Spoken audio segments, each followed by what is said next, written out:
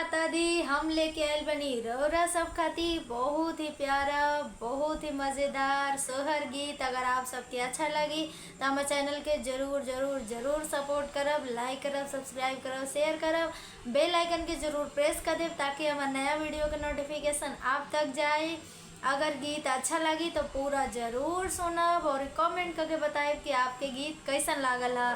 तो चलिए हमनी के सुनल जाए बहुत ही प्यारा हंसी से भरल सोहर गीत। आमा वाले मीठी होई मिलिया बैरिया मनवा भावेला, बैरिया मनवा भावेला। आमा वाले मीठी हो बैरिया, बैरिया मनवा भावेला, बैरिया मनवा भावेला। मचिया बैठल मोरा सासु बिरह बोलिया बोलेली, बिरह बोलिया बोलेली। बबुआ भइले में हरि के दासी, बैरिया तुरी ले आवेले, बैरिया तुरी ले आवेले। आमा वाले मीठी होई मिलिया बैरिया मनवा भावेला, बैरिया मनवा भावेला।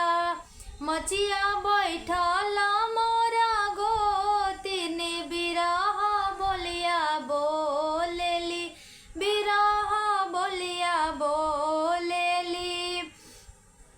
देवर भइले में हरि के दासी, बैरिया तुरी ले आवेले, बैरिया तुरी ले आवेले, बैरिया तुरी ले आवेले।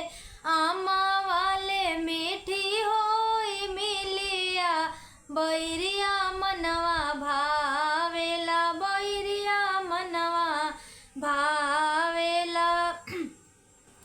मचिया बैठली नदी बिरह बोलिया बोलेली, बिरह बोलिया बोलेली।